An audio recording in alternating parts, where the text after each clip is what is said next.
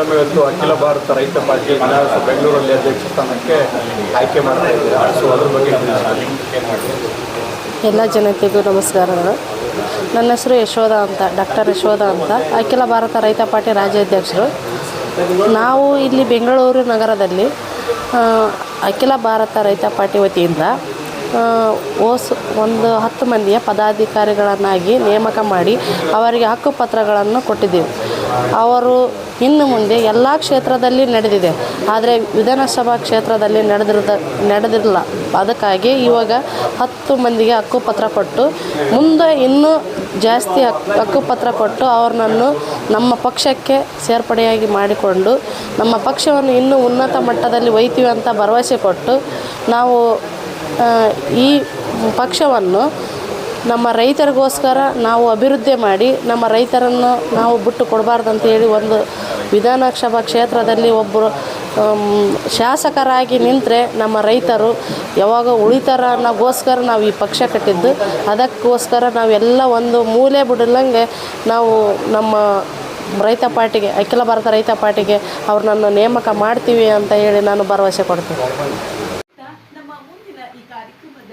ವಿಶೇಷ ಅತಿಥಿ ಹಾಗೂ ಅಧ್ಯಕ್ಷರಾದಂಥ ABRP ರಾಜ್ಯಾಧ್ಯಕ್ಷರಾದಂಥ ಯಶೋಧಾ ಮ್ಯಾಮ್ ಕೂಡ ಒಂದಷ್ಟು ಮಾತುಗಳನ್ನಾಡಬೇಕಾಗಿ ಕೋರಿಕೆ ಮ್ಯಾಮ್.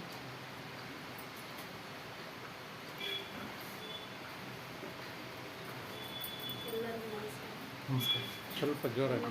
ಯಶೋಧ ಅಂತ, ಅಖಿಲ ಭಾರತ ರೈತ ಪಾರ್ಟಿ ರಾಜ್ಯಾಧ್ಯಕ್ಷರು. ನಮ್ಮದು ಊರು ಬಂದು ವಿಜಯನಗರ ಜಿಲ್ಲೆ. ನಾವು ಯಾಕೆ ಈ ಪಾರ್ಟಿ ಮಾಡಿದ್ದೀವಿ ಅಂದರೆ, ನಾನು ಫಸ್ಟಾಗೆ ರೈತ ಸಂಘದಲ್ಲಿದ್ದೆ. ನಾನೇನು ಬರೀ ಹೋರಾಟ ಮಾಡ್ಕೊಂತ ಹೋದಂಗೆಲ್ಲ ನಮ್ಮ ರೈತರೆಲ್ಲ ಬರೀ ಹಿಂದೆ ಉಳಿದು ಬಿಡ್ತಾರೆ ಅಂತೇಳಿ ನಾವೇನು ಮಾಡಿದ್ವಿ, 4 ಮಂದಿ ಕಲಿತು ಒಂದು ಅಖಿಲ ಭಾರತ ರೈತ ಪಾರ್ಟಿ ಅಂತ ಇದು ಪಕ್ಷ ನಿರ್ಮಾಣ ಮಾಡಿ ನಾವೇನು ಮಾಡಿದ್ವಿ, ಎಲ್ಲ ಕಡೆಗೆ ನಮ್ಮೂರ ಕಡೆ ಎಲ್ಲ ಕಡೆಗೆ ಪ್ರಚಾರ ಮಾಡಿದ್ವಿ. ಇದನ್ನ ಗೌರ್ಮೆಂಟ್ ಇದರಿಂದ ತಂದಿದ್ವಿ. ಅದಕ್ಕೆ ನಮ್ಮ ರೈತರು ಹಿಂದುಳಿದು ಬಿಡ್ತಾರೆ. ನಮ್ಮ ಪಕ್ಷದಲ್ಲಿ ಎಲ್ಲ ನಮ್ಮ ರೈತರು ಒಬ್ಬರ ವಿಧಾನಸಭಾ ಶಾಸಕರಾದ್ರಂದ್ರೆ ನಮ್ಮ ರೈತರನ್ನ ಬದುಕಿಸ್ಬೋದಲ್ಲ ಇವರು ಅನ್ನೋ ಸಲುವಾಗಿ ನಾವೇನು ಮಾಡಿದ್ವಿ, ನಮ್ಮ ಭಾಗದಲ್ಲಿ ಎಲ್ಲಲ್ಲಿ ತಾಲೂಕು ಅಧ್ಯಕ್ಷರು, ಜಿಲ್ಲಾಧ್ಯಕ್ಷರು ಎಲ್ಲರನ್ನೂ ಮಾಡಿದ್ವಿ. ಈ ಭಾಗದಲ್ಲಿ ಮಾಡಿದ್ದಿಲ್ಲ ನಾವು.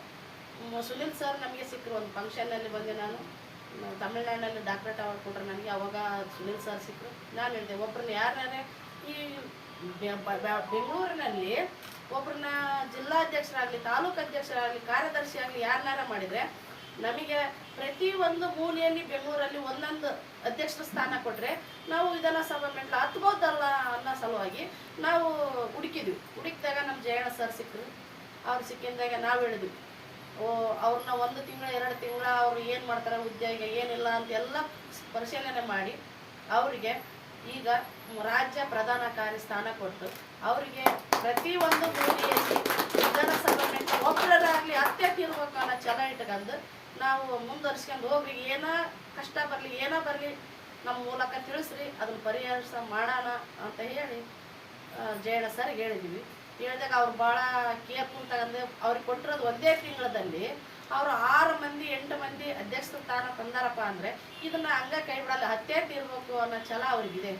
ಹಂಗಾಗಿ ಎಲ್ಲರೂ ನಾವೆಲ್ಲ ಒಂದೇ ಅಂದು ಕೆಲಸ ಕೊಟ್ಟದ್ದ ಕಟ್ಟುನಿಟ್ಟಾಗಿ ಮಾಡಿದರೆ ನಾವೆಲ್ಲ ವಿಧಾನಸಭಾ ಮೆಟ್ಲು ಹತ್ತೇ ತೀರ್ತೀವಿ.